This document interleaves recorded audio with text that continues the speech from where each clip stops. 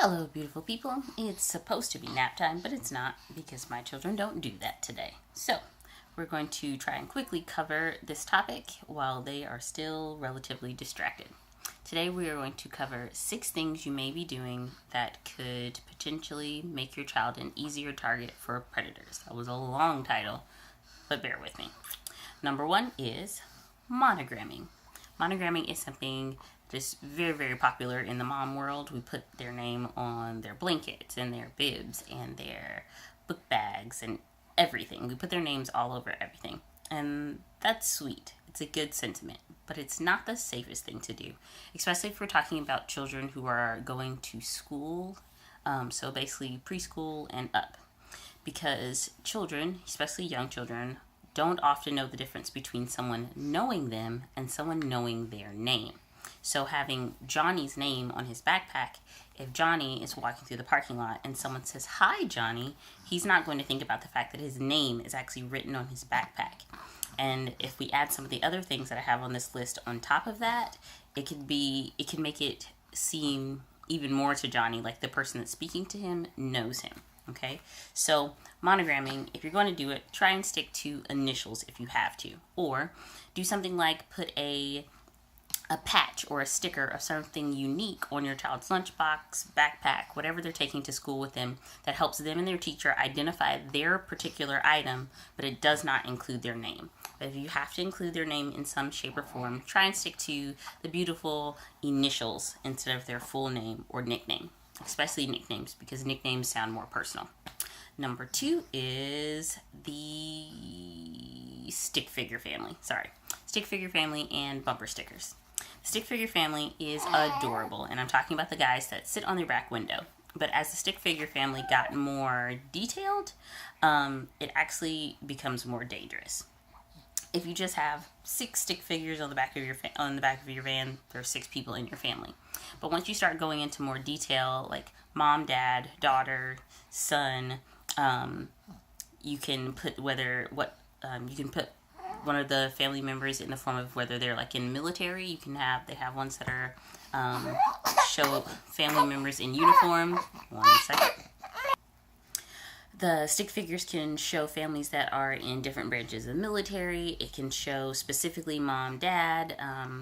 You can pick out whether you have all cats instead of just pets, or you can pick out if you have a small dog or a little dog. Basically, it's a detailed picture of your family. The military one is also can be a bit more dangerous because you're letting a predator know that it's potentially that one of the heads of your household is gone for long periods of time.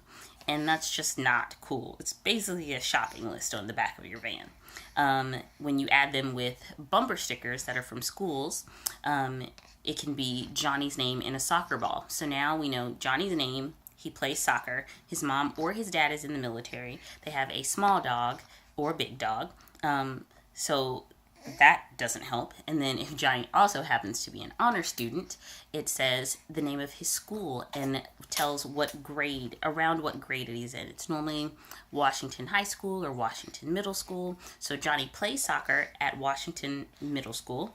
Okay, he's an honor student, so that's something to talk to him about.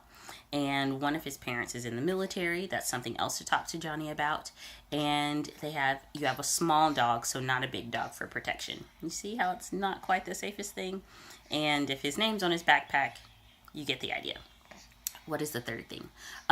Geotagging your Facebook events or what you're doing in real time. If you leave your children with a babysitter, you should probably wait to geotag that you're at the movies until after you leave the movies. Because things like if your Facebook page is not set to private, you're telling a predator exactly where you are and that you are not currently with your children. Or geotagging that you're at an event with your child, like a soccer game or a cheerleading competition. That predator now knows exactly where you are. And more than likely, if you're at a school event, that narrows things down even more. So he or she knows your child's name.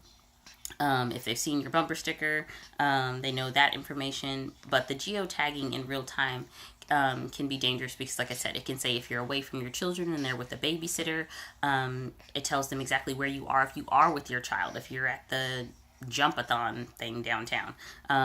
It lets them know in real time where you are, and more than likely you're going to put in detail what you're doing and who you're with. So just too much information, okay? What number are we on? Number 4 is too much information in Facebook mommy groups. I know that the mom groups are a lovely thing to help you kind of vent your frustration and also get information, but they can be a little too open. It is administrators for those Facebook pages can only do so much to vet who comes in those Facebook groups. And if a predator is a predator, they're going to do what's important. They're going to set up a fake profile, and all they have to do is get stock photos off the internet of children, and they can set up a relatively convincing profile that would let any administrator think, oh, here's just another mom or dad who wants to be in these groups. What I particularly do not trust on mom and dad and parenting groups on Facebook is when somebody starts a back to school list or a first day of summer list, because they ask for things like, where are you? What school does your child go to? What grade are they in? And post a picture. That's way too much information to be putting on the internet about your child. First day of summer are normally bathing suit pictures of your children, or first time at the beach. Anyone who starts one of those lists, I just assume that they're creepy.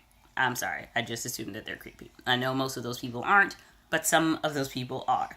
Do not post your child's information to that, because it's literally a photo album to shop through for children with their name, their age, what school they go to. Normally, if they're wearing their school uniforms, it'll have a patch, which is easier to locate exactly what school you're talking about, and their age range is just not safe. Use the mommy and daddy groups sparingly, ask questions, but try not to be too detailed about the information about your children, especially their name, age, and where they are located.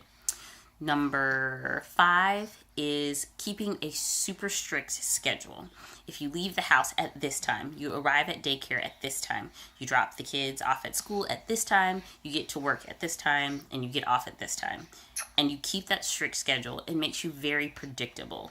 And the more predictable you are, the easier it is to fill in the gaps or get to a child during a time you're not there. If you're always 15 minutes late to Johnny's soccer practice, that can be noticed. So try and shake things up a little bit, even if it's just when you leave for work in the morning, circling the block instead of going straight to work, or dropping in and checking on your child while they're at daycare. If your daycare does not allow that, do not go to that daycare. All daycares should allow you to be able to come in at any time. So take your lunch break there. Go to a different fast food place after the game instead of the one that you always do. Just shake things up a little bit and don't be so incredibly predictable. And lastly is number 6 is waiting too long to talk to your children about predators.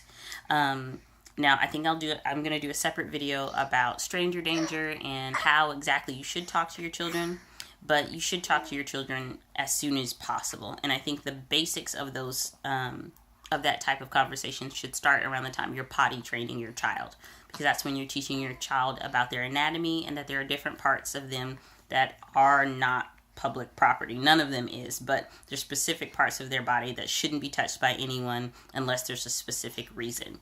And that conversation should start relatively early, because predators prey on children being ignorant about certain things and being naive in certain areas. And if we put all of these things together, the monogram, the stick figures, the geotagging, the too much information, you've basically told the predator everything that they need to know about your child to start a basic conversation with a child who's incredibly trusting. They're supposed to be. So those are the 6 things that you may be doing. I've done some of these things, so it's not, we're preaching to the choir here. So let's try to avoid some of these things and do better. Put the bumper stickers on your refrigerator instead of on the back of your car. If Johnny's an A student and you want to celebrate that, that's great. Let's just not put it on the back of the minivan. Put it on the fridge instead. I hope this is helpful. I will see you guys this is Friday, on Monday with a mommy moment. Hopefully next Wednesday with a quick tip, and again next Friday with a talk like this. If you had your baby this week, congratulations. If you're still expecting, I'm excited for you. It's adventures and adventures and adventures after that. Like, comment, subscribe, and share, and I'll see you guys next week. Bye.